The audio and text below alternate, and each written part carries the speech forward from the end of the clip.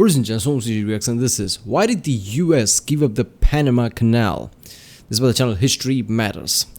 In 1977, Jimmy Carter agreed to the United States returning the Panama Canal back to Panama by 2000. Oh, so that's kind of recent. Okay. Very recent in a way. It's been 2 decades. Yeah, he agreed to the transfer in return for nothing. So why did he do this? Why did the US return the Panama Canal for free? That is a surprising thing, isn't it? We all know that trading is a powerful thing, especially in the seas.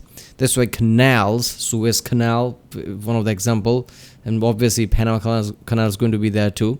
That these are strategic, important choke points. Let's just say, like somebody could literally choke it and cause economical disruption in any country basically.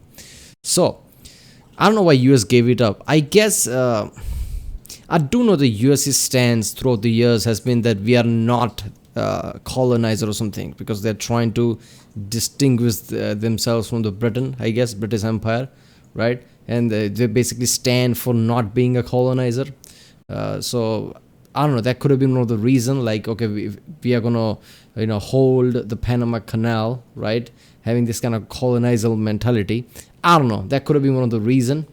So they probably gave back to the Panama, people of Panama. But yeah, I don't know. I'm pretty sure the guy who did the Suez Canal was a French guy, right? Ferdinand something.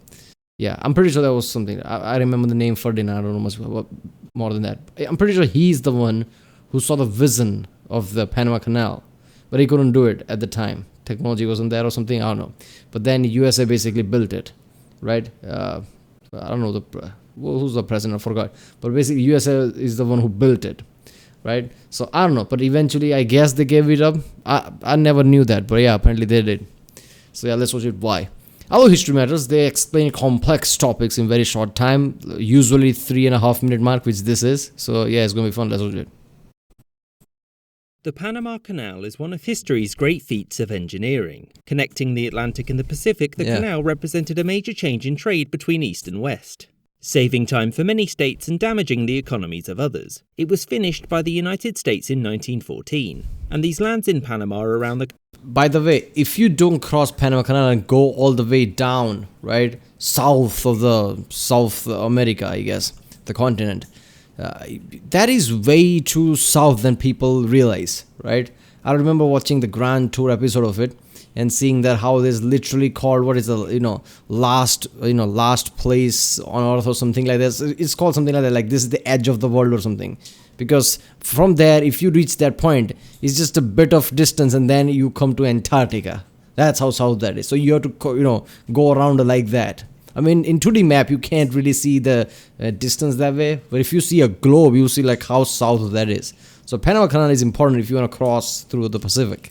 Canal were under US sovereignty until 1999, because in 1977 President Jimmy Carter had agreed to return it to Panama in return for exactly nothing. But given how useful controlling the canal was, especially during the Cold War, why did the United States do this? Why did the USA give up the Panama Canal for free? Oh yeah, this is 1970s, isn't this during the Cold War? Huh, that is surprising.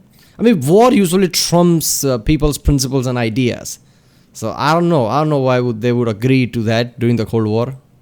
So, since Europeans had first discovered the New World, they had dreamed of building a canal straight through Central America. It never happened because digging is quite hard, and digging through a continent is even harder. This didn't stop the French from stepping up in the late 19th century though, since they had just finished building the much longer Suez Canal. The problem with this canal was the environment. Disease and terrain meant that the cost of building the canal soon spiraled out of control, and it wasn't long until the French gave up. In stepped the USA under Theodore Roosevelt, who wanted to finish the canal to expand US influence in the region. His government tried to strike a deal with the Colombian government, but they said no. This forced him to respect their wishes and, oh wait, no, rebels. In the north of the country, the Panamanians had revolted to achieve independence, and the US decided that it was going to help them, providing that they got the canal and control over the territory around it. And the new Panama government said yes, since without US support, Colombia would have reconquered the country. The canal was finished in 1914, and it remained... Yeah, that's that's US's answer. There's always loopholes. USA cannot be seen as colonizers. So what they're going to do, they're going to help certain rebels take control. Yeah, that happens a lot. The US control until 1999. During this time, the canal had been incredibly useful, especially in World War II when it allowed US ships to easily cross between the Atlantic and the Pacific. And the US also used it to block communist warships in the Cold War. Plus, over the decades, the transit fee to use the canal had made the US government lots of money. Yet, in 1977, after decades of negotiations, President Carter agreed to a phased handover of the canal zone back to Panama in return for nothing. So why? Well, there were several reasons. The first was diplomacy with the rest of the Americas. American control of the canal zone, particularly the military bases which were there to protect it, was seen as imperialist by most nations in Central and South America. That and the Suez Crisis from a couple of decades earlier had cemented the idea that the world's waterways should be neutral. Carter wanted to return the canal to Panama to assure the rest of the Americas that the United States was going to be a good neighbour, and to also make sure that they wouldn't make friends with the USSR. Which brings us to point number 2, competition. Part of the 1970s... Holy shit, so I was right. Imperialist colonizer type of mentality, they didn't want their image to be there. I guess that has been the trend for USA for a long time. They're trying to, distinguish themselves from that. So yeah, that was kind of the reason, and make sure that rather than forcing people to like them, in a way create this kind of a good image. So also it does, Cuba thing doesn't happen, right? So everybody stays away from Soviet Union as well.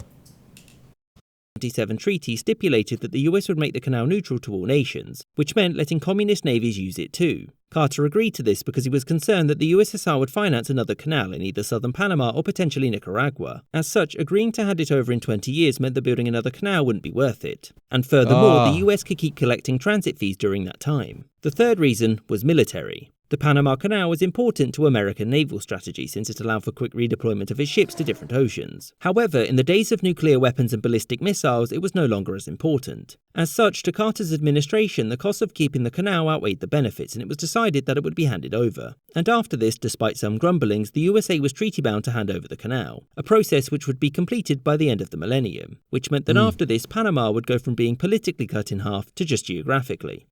I hope you enjoyed this episode, and thank you for watching, with a special thanks to my patrons, James Bizanet, I can see how the locals would be pissed off about it, because canal literally cut through the middle of it, and that would basically split the country in two in a way, right, if the USA controls the canal.